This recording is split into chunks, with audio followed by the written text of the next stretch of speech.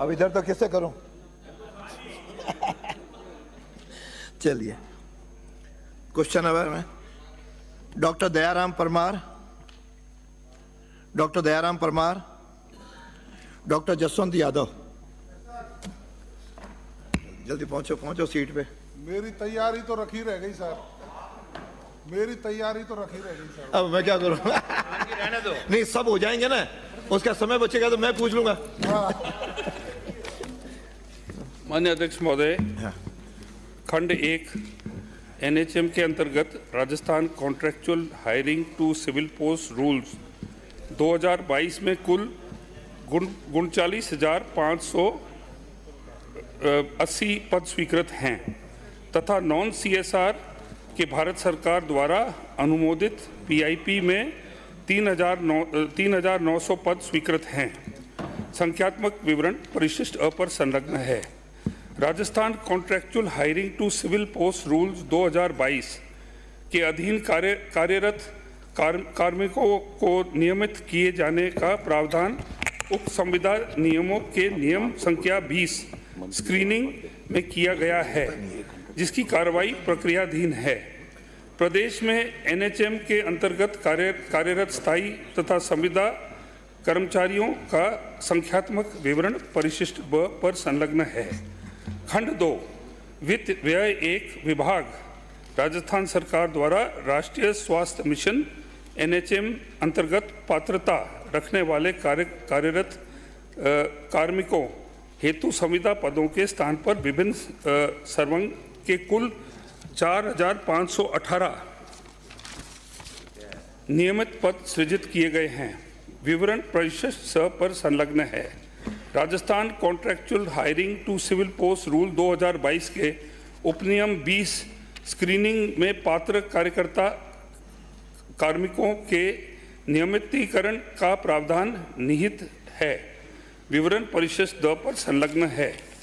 नियमितीकरण के संबंध में वित्त विभाग राजस्थान सरकार द्वारा जारी एपीओ एसओपी दिनांक 25/10/24 परिशिष्ट य में प्रदत्त दिशा निर्देश के अनुसार उक्त नियमित पदों के सेवा नियम हेतु चिकित्सा स्वास्थ्य एवं परिवार कल्याण विभाग के सेवा नियम राजस्थान चिकित्सा सेवा नियम 1963 एवं राजस्थान चिकित्सा एवं स्वास्थ्य अधीनस्थ सेवा नियम 1965 को राजस्थान स्टेट हेल्थ सोसाइटी की अधिशासी समिति द्वारा अंगीकार किया जा चुका है। खंड 3 वित्त विभाग राजस्थान सरकार द्वारा एनएचएम के अंतर्गत Rajasthan contractual hiring to civil post rules 2022 के तहत समस्त संविदा पदों का मानदेय निर्धारित किया गया है। विवरण परिशिष्ट अ पर संलग्न है।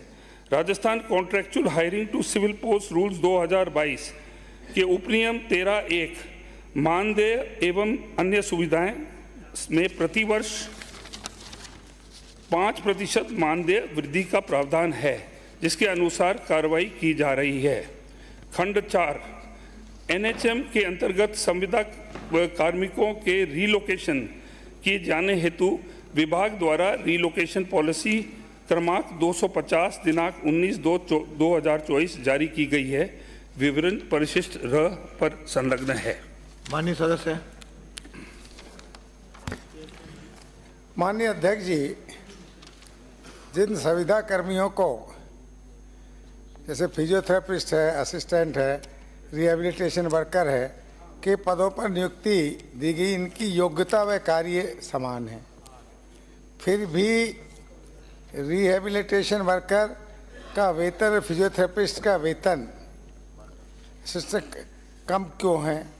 क्या इनको समान वेतन देने के लिए सरकार की कोई योजना है? और जिन संविदा कर्मियों की नियुक्ति लगभग 15 वर्ष हो गए और उनको अभी तक नियुक्ति नहीं मिली है, तो उनकी एज के बारे में क्या सरकार ने कुछ सोच रखा है कि उनको अगर एज में कुछ रिलैक्सेशन दिया जाएगा जब आप परमानेंट करेंगे तब, या उनके लिए कोई मापदंड बनाया हुआ है? नंबर 1। दूसरा बाद में पूछूंगा। माननीय मंत्री जी। माननीय अध्यक्ष महोदय, पहले 15 साल का नियम होता था कि रेगुलराइज करने के लिए, अब 1.5 साल पहले नया नियम बनाया गया जिसके अंदर 9 साल के बाद में उनको रेगुलर किया जा सकता है।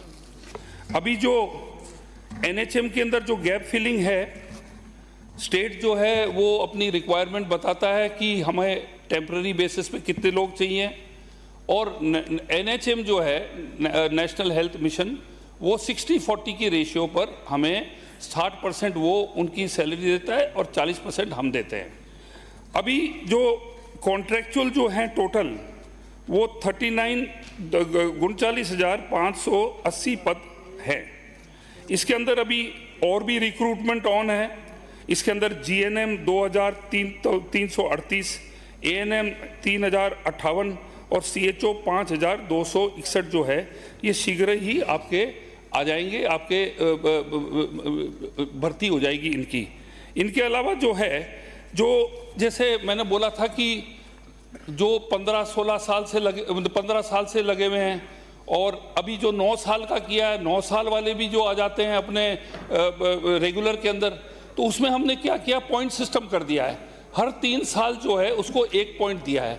तो जो 15 साल वाला है उसको 5 पॉइंट मिलेंगे, 9 साल वाले को 3 मिलेंगे। तो इस अनुसार जो है हमने भर्ती की है। माननीय अध्यक्ष महोदय,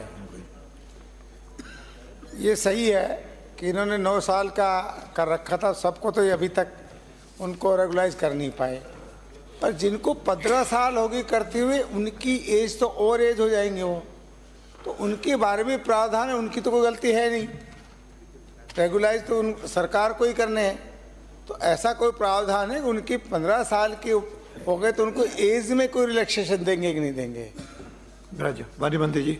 एज जो है वो सभी डिपार्टमेंट में वो बिल्कुल ही एक यूनिफॉर्म है। तो एज जो लिमिट है वो सब जो डिपार्टमेंट जो सरकार का होता है उसी नियम के अनुसार हम चले। श्री चुन्नीलाल सीएल प्रेमी, श्री चुन्नीलाल सीएल प्रेमी, श्री विनोद कुमार, श्री विनोद कुमार, श्री भागचंद टाकड़ा। धन्यवाद अध्यक्ष महोदय। मेरे पास उत्तर आ गया। पूरक प्रश्न है, क्या क्या सरकार पंचायत समिति एवं नगर पालिका स्तर पर गौशाला खोले जाने पर विचार रखती है क्या? अब होने दो आप। अरे अब हो गया ना, एक बार हो गया सर, आप पहले बात कर लेते हैं। हाँ माननीय मंत्री जी, ये तो सभी की। माननीय अध्यक्ष महोदय, प्रदेश में गौशालाओं के विकास हेतु गौशाला विकास जन सहभागिता योजना संचालित है। योजना अंतर्गत गौशालाओं में गो आवास, शेड, पानी का टाका, चारा भंडार आदि के लिए निर्माण हेतु अधिकतम 10 लाख रुपए 90+10 की सहायता दिए जाने का प्रावधान है। गोकास्ट मशीन योजना अंतर्गत प्रदेश की 100 गौशालाओं को रियायती दरों पर गोकास्ट मशीन उपलब्ध करवाना, जिसके तहत 600 या 600